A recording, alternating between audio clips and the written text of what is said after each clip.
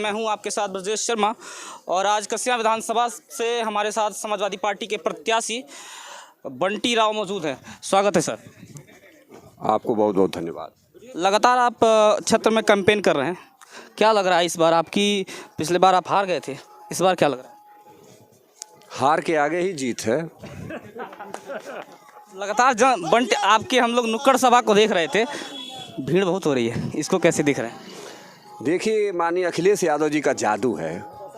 जो उन्होंने विकास का काम, विकास की गंगा बहाया उत्तर प्रदेश में, जो उत्तर प्रदेश को सर्वोत्तम प्रदेश बनाने का सपना उन्होंने देखा था और उसके तरफ सैकड़ों कदम वो चल दिए थे। दुनिया का सबसे बेहतर इंफ्रास्ट्रक्चर देने का काम उन्होंने किया।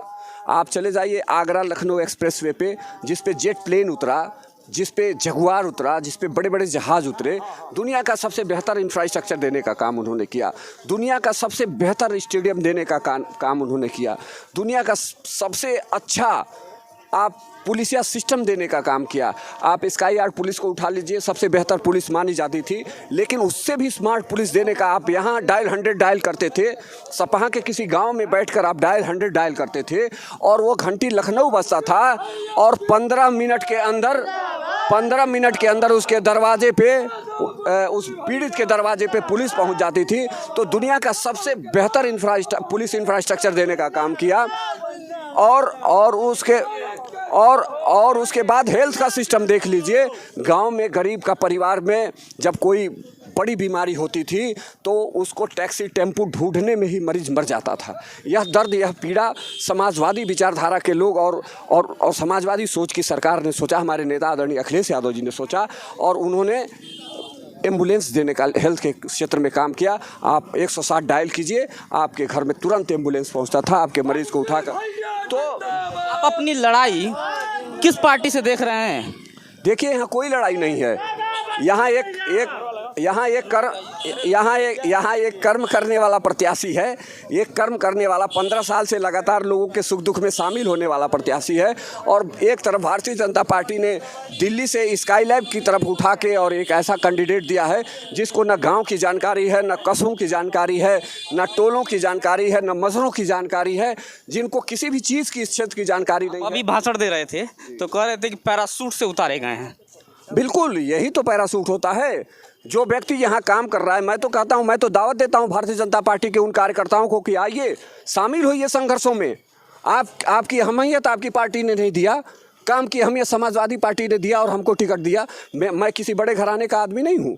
मैं एक छोटा सा राजनीतिक कार्यकर्ता हूँ जो दरी बिछाने से लेकर और मंच सजाने तक और दिन भर नारे बोलने तक वाला कार्यकर्ता था। उस कार्यकर्ता के काम को हमारी पार्टी ने समझा, हमें टिकट दिया। लेकिन भारतीय जनता पार्टी ने किसी कार्यकर्ता को टिकट नहीं दिया जो यहाँ काम करता हो। एक पैराशूट से दिल्ली से उतार कर यहाँ भेज दिया कैंडिडेट। बीजेपी के प्रत्याशी आप पर आरोप लगा रहे हैं कि आप खेत बेचकर भी चुनाव लड़ रहे हैं, क्या कहेंगे? देखिए, मेरा खेत चुनाव में नहीं बिका है, मेरा खेत गरीबों की मदद में बिका है, यहाँ के लोगों के दर्द में बिका है, यहाँ के लोगों के सहयोग में बिका है।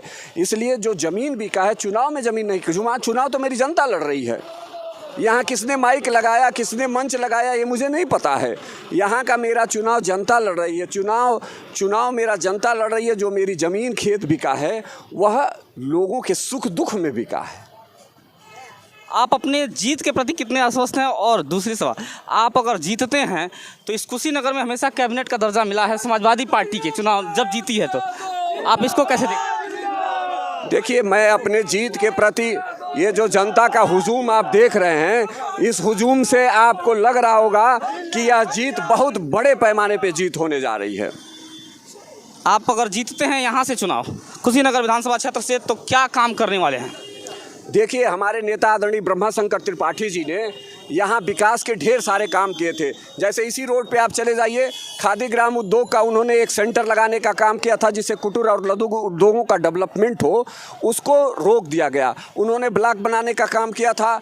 आपका चले जाइएगा, आप एक नया ब्लॉक सृजन करने का काम उन्होंने किया था कुबेर स्थान को, और उसको उन्होंने रोक दिया था। हाँ, और भारतीय जनता पार्टी की सरकार ने उस ब्लॉक को रोकने का काम किया। तो जो समाजवादी पार्टी के कार्यकाल में जो विकास की रफ्तार बढ़ रही थी उसको रोक दिया गया है। फिर से आने के बाद हम लोग उस रफ्तार को दूना करने का काम करेंगे। योगी आदित्यनाथ की सरकार लगातार, योगी जी कहते हैं कि हमने विकास किया है और विकास के नाम पर हम चुनाव लड़ रहे हैं। आप कैसे उसे देख रहे हैं और आने वाली सरकार में योजनाएं क्या रहेंगी? देखिए, योगी जी का विकास तो आप देख लीजिए क्या विकास हुआ है। उन्होंने कहा कि हम 1 करोड़ नौकरी देंगे। क्या नौकरी दिया? उन्होंने कहा कि डबल इंजन की सरकार आप बना दीजिए, हम उत्तर प्रदेश की विकास को दुगुना बढ़ा देंगे। क्या उत्तर प्रदेश के विकास को दूना बढ़ा पाए?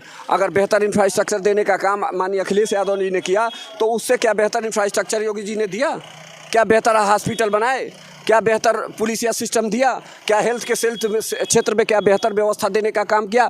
पहली बार देश और दुनिया ने देखा कि कोरोना के काल में लोग गंगा में लाशें फेंक दी गई। क्या यही हेल्थ का इंफ्रास्ट्रक्चर है? ऑक्सीजन नहीं मिला, ऑक्सीजन के अभाव में लोग मर गए। इसलिए समाजवादी पार्टी की सरकार बनाने के प्रति पूरा यह प्रदेश लग चुका है और 300 से ऊपर सीटें जीतकर समाजवादी पार्टी इस बार सरकार बनाने जा रही है। लगातार लोग कह रहे हैं आप कैबिनेट मंत्री का दर्जा पाएंगे, क्या आप कैसे इसे देखेंगे?